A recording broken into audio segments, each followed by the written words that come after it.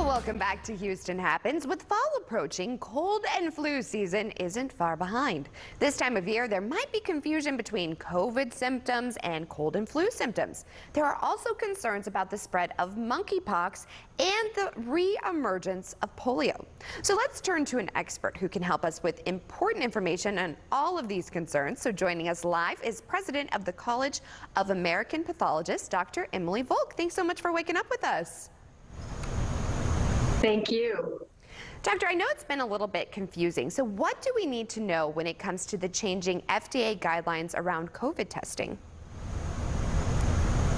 Well, what the FDA is telling us now is that we need to test, and test again when we're using those home tests. So what do I mean by that? If you've been exposed to COVID-19, but you don't have symptoms and you test negative at home, they're recommending that you retest in 48 hours. And if that's negative, test one more time 48 hours later. And if that's negative, you can be pretty sure you don't have COVID-19.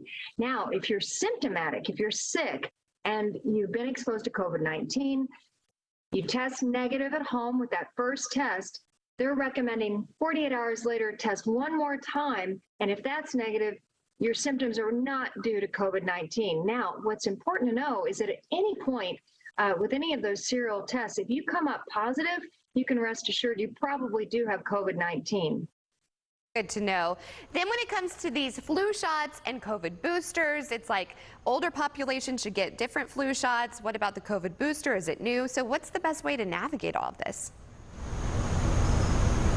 Well, the good news about the COVID booster is that it not only protects you from the original form of COVID, but it also protects you from this Omicron variant that so many have gotten sick with in the last couple of months.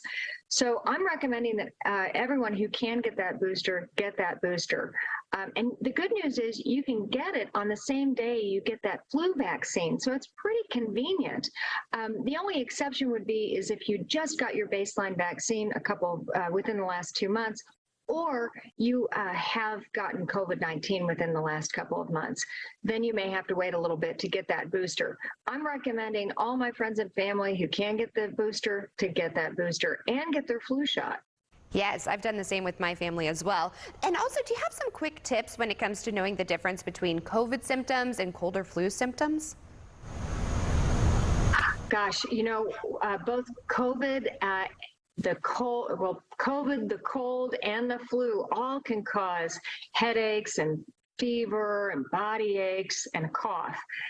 So it can be very different to tell the difference between flu and COVID. But these illnesses are caused by different viruses, and we can detect which virus it is by doing that testing. And quickly, testing is the key. Yes, it is for sure. And what would you say is the latest on monkeypox and the possible reemergence of polio? Right. So monkeypox, the good news is that disease appears to be on the decline in the United States. Now, that's because people who are at risk are getting vaccinated and taking precautions. Unless you're immunocompromised, monkeypox is a self-limited illness. It's uncomfortable and dramatic, but it typically doesn't lead to fatalities. Polio is a different story. Polio at one point was totally wiped out because everybody got vaccinated. What we've seen is a reemergence of polio in the United States with a case just recently reported in New York. This tells me that we are under-vaccinated in the United States, and that people who are not yet vaccinated for this illness that can look just like flu, but in some cases result in permanent loss of, leg function, paralysis, the inability to breathe on your own, and in some cases, death. This is a completely preventable illness if you get the vaccine. So for parents who haven't yet gotten their kids the polio vaccine, do that as soon as possible. And any adults who aren't yet vaccinated, this is totally preventable with that vaccine. Well, Doctor, I really appreciate your insight and all of this information. It's really helpful. Thank you for your time this morning.